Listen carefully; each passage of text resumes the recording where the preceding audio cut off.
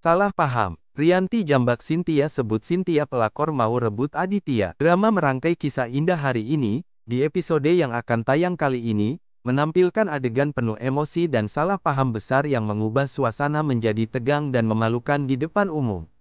Pagi itu, Bu Cynthia tampak terburu-buru menuju sebuah restoran mewah di pusat kota.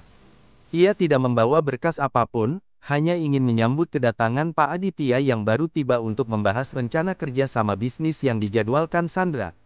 Dengan langkah cepat, Cynthia menghampiri Aditya yang baru turun dari mobil dan bergegas ingin masuk ke dalam restoran.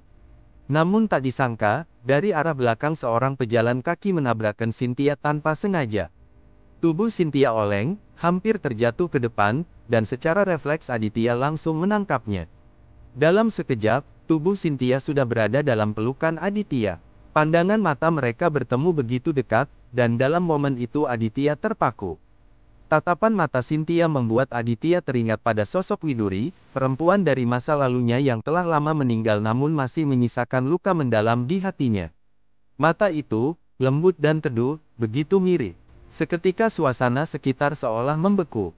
Ada sesuatu dalam tatapan itu yang mengguncang batin Aditya, membuatnya diam tanpa kata. Namun tanpa mereka sadari, dari kejauhan ada sepasang mata yang menyaksikan semuanya dengan dada bergetar menahan amarah. Rianti baru saja turun dari mobil setelah menerima lokasi dari nomor tak dikenal. Dia tidak tahu bahwa nomor itu dikirim oleh Sandra dengan niat licik. Begitu Rianti sampai di depan restoran, pandangannya langsung tertuju pada pemandangan yang membuat darahnya mendidih. Aditya sedang memeluk Cynthia. Dan keduanya tampak saling menatap seolah terpesona satu sama lain. Rianti terpaku beberapa detik sebelum amarahnya meledak. Ia merasa seluruh isi kepalanya dipenuhi kemarahan dan rasa dikhianati. Tanpa berpikir panjang, Rianti langsung berlari mendekat dengan langkah kasar dan napas tersengal. Begitu sampai di depan mereka, ia langsung mendorong tubuh Cynthia hingga sedikit terseret ke belakang, lalu tangannya menarik rambut Cynthia dengan kasar. Rianti tak peduli banyak orang di restoran itu memperhatikannya, semua diluapkan begitu saja. Ia menghujani Cynthia dengan makian, menyebutnya pelakor, perempuan sok suci yang selama ini berpura-pura baik, padahal menurut Rianti, semua itu hanya topeng untuk merebut Aditya darinya. Rianti mengingat ucapan Cynthia sebelumnya yang menegaskan bahwa ia tidak memiliki perasaan apa-apa terhadap Aditya dan hanya menganggapnya sebagai rekan bisnis. Namun kini pemandangan di depan mata membuat semua kepercayaan itu runtuh. Bagi Rianti, ini bukti nyata bahwa Cynthia berbohong, bahwa perempuan itu memang ingin merebut suaminya. Aditya mencoba menenangkan, namun semakin berusaha menahan, Rianti semakin histeris. Rambut Cynthia terurai acak-acakan, wajahnya pucat karena malu dan terkejut. Ia tidak tahu harus berbuat apa selain berusaha melepaskan diri dari genggaman Rianti yang semakin kuat. Semua tamu restoran yang berada di sekitar mereka menatap dengan bisikan-bisikan pelan, beberapa pegawai mencoba melerai, namun Rianti tetap tak berhenti memaki. Dari dalam mobil yang terparkir di seberang jalan, Sandra menyaksikan semua kekacauan itu dengan senyum puas. Ia menatap adegan itu seperti menonton pertunjukan yang berhasil disutradarainya sendiri. Ia tahu rencana jebakan ini akan berhasil. Sebelumnya, Sandra sengaja merencanakan pertemuan bisnis palsu antara Aditya dan Cynthia. Ia mengatur semuanya melalui pesan agar terlihat seperti pertemuan resmi antara dua mitra kerja.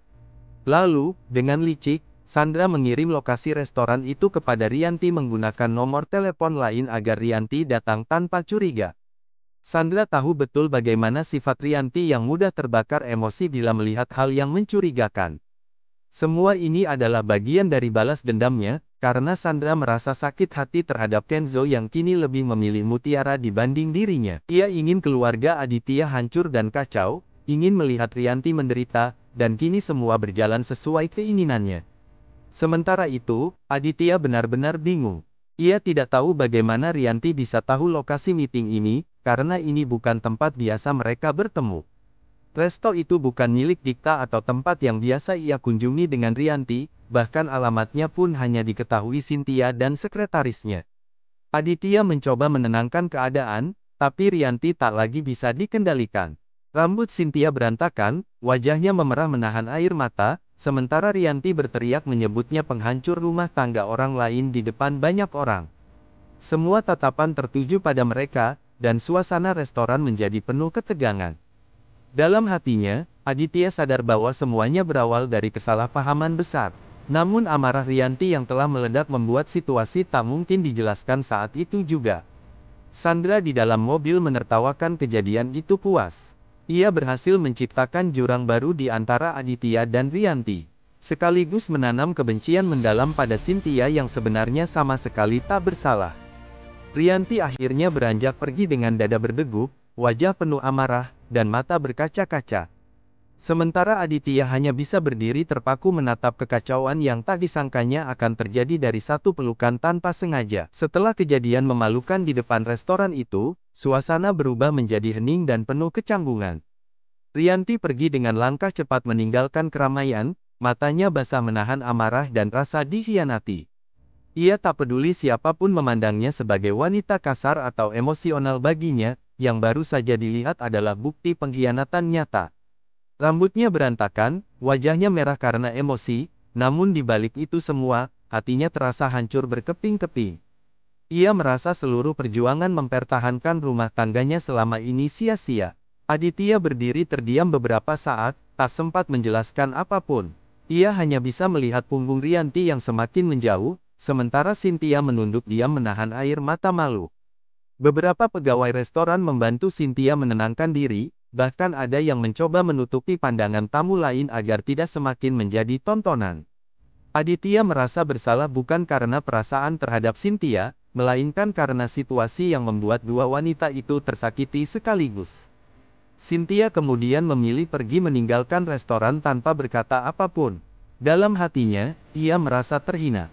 Selama ini ia selalu menjaga profesionalitas, menjaga jarak dengan Aditya meski tahu pria itu memiliki sisi lembut yang membuat siapapun mudah menghormatinya. Ia tak pernah menaruh perasaan apapun, tapi justru diseret ke dalam kekacauan yang dibuat orang lain. Ia tahu pasti, semua ini bukan kebetulan. Ada seseorang yang sengaja memperkeruh keadaan. Sementara itu, Sandra kembali ke rumah dengan wajah penuh kepuasan. Ia merasa seperti menang dalam sebuah permainan besar. Rencana liciknya berhasil sempurna. Ia tahu Rianti akan langsung percaya jika melihat sesuatu yang setengah-setengah, apalagi jika menyangkut Aditya. Sandra duduk di kursinya, menatap layar ponselnya yang masih menampilkan foto-foto hasil tangkapan kamera ponselnya sendiri momen ketika Aditya memegang Cynthia di depan restoran. Ia sengaja mengambilnya dari jarak jauh untuk memastikan bukti visual itu bisa ia gunakan jika dibutuhkan nanti. Di sisi lain, Aditya akhirnya pulang dengan wajah lelah dan pikiran yang kalut. Rumah yang biasanya menjadi tempat istirahat kini berubah menjadi medan perang. Rianti sudah menunggunya di ruang tamu,